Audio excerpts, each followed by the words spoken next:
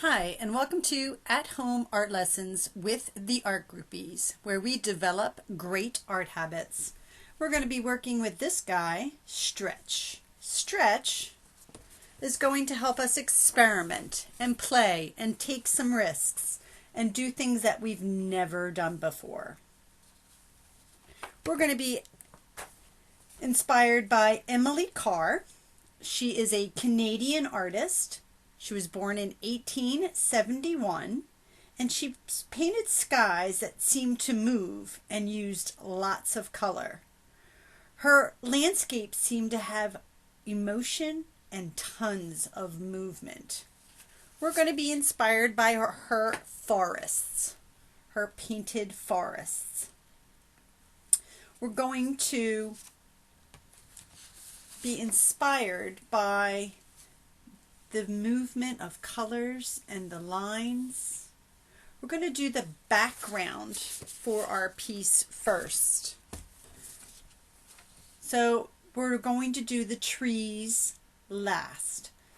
So we're going to do the sky and the ground. And we're going to be using tints and shades.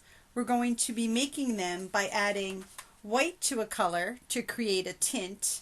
And to create a shade, we're going to be adding black to a color. So we're going to be using tempera paint. If you don't have tempera paint, you can also use watercolor paint, but it won't work well on a black background. Tempera paint probably works the best. So I'm going to dip my paintbrush in some white, and I'm also going to dip it in some blue. And I'm going to start at the top. And I'm going to make a nice moving sky by moving my paintbrush to create that beautiful movement that she creates. She loved the Impressionist artist, especially Van Gogh. She makes her skies move just like he did in his artwork. Doing it on the black background really makes your piece come alive, and it kind of makes it pop. So that's why we're using a black piece of paper to create this beautiful moving background. Now you don't want to use too much water, but if the paint starts to become sticky and not moving, then you need to add some of that water. So I'm just going to use some beautiful purples and blues, and I'm mixing it with that white. I'm double loading my paintbrush with some white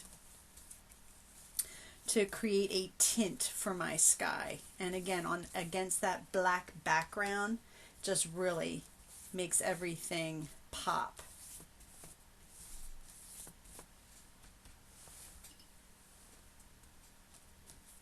So I'm going to move down here to the bottom, and I'm going to start adding some greens and some browns for my ground.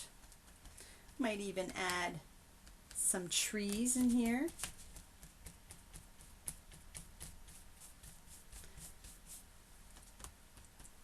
Add some black to my trees for a shaded type of tree, a darker shade maybe, to make it look like it's in the background. So again, I'll use some black first with my green to create a shade, and then white with my green on top to make my tree, another tree, appear that it is in front of. So I'm kind of trying to show perspective. So I'll come down here to the bottom, add some black and browns to make that ground come alive. And again, you want to avoid straight lines. It doesn't look to me like Emily ever used a straight line. Her lines were always moving. So as I get closer down to the bottom, I'm going to start adding white to the color to make a tint, to make that ground come alive. So after I paint my background using tints and shades, I'm going to set this aside to let it dry.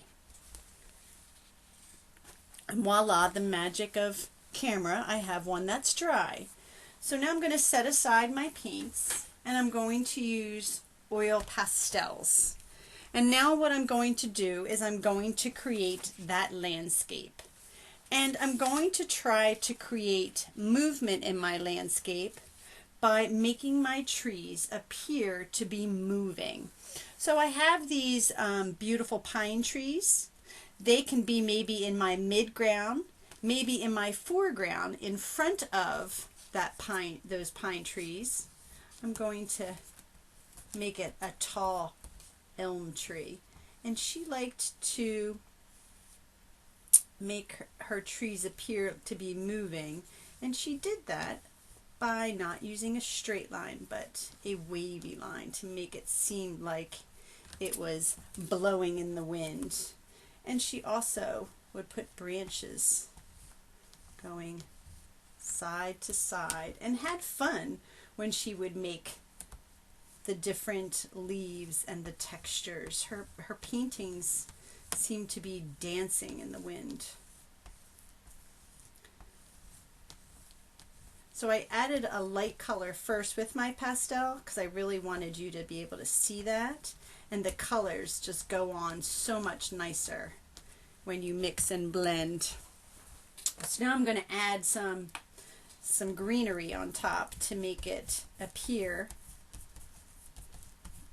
that my tree has some beautiful, and again, you want to stay away from making that straight line. So I want to make my tree almost appear like it's moving, just like Emily Carr did.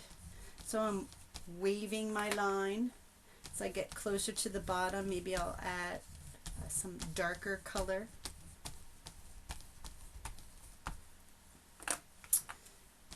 Put even some more darker ones in.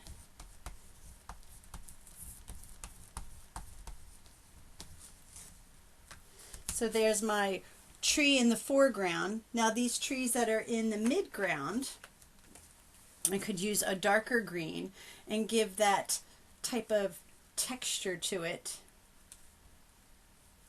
to make it seem like it's moving, some nice wavy lines.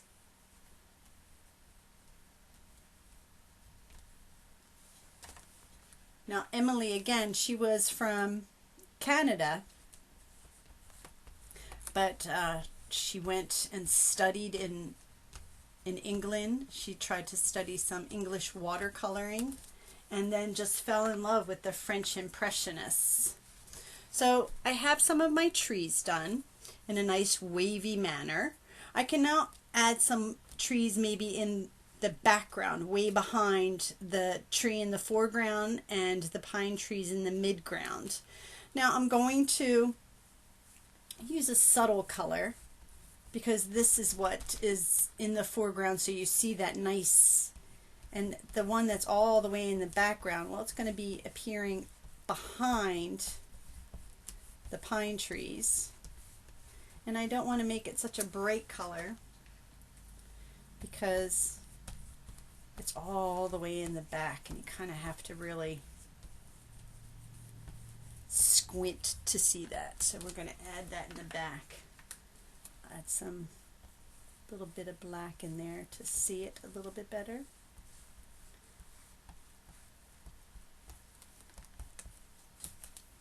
So there's that tree all the way in the background. You can also make it appear to have some mountains, again with those moving lines to give that beautiful tranquil landscape that she is so known for. I think I'm going to add, can't quite see this tree, some of those wavy lines. So I'm really also trying to get perspective here, trying to show that there's a foreground, there's a midground, and then there's a background. And artists do that by varying their colors. So in the foreground, my tree's nice and light, really sticking out. It's in front of overlapping. And then in the midground, we have these beautiful pine trees. And then all the way in the background, we have this beautiful tree sticking out here, back here. Maybe we'll add another one. Can never have enough trees in our forest. Again, her name is Emily Carr, and she loved Van Gogh and his beautiful, wild, moving landscapes. And her landscapes just really seem very magical to me. Lots of emotion seems to go into her artwork. So again, our famous artist is Emily Carr. She made these beautiful, moving landscapes. I hope you enjoyed creating our magical landscapes with mixed media. We used tempera paint along with oil pastels when it was dry. So thanks for meeting us, and I'll see you later.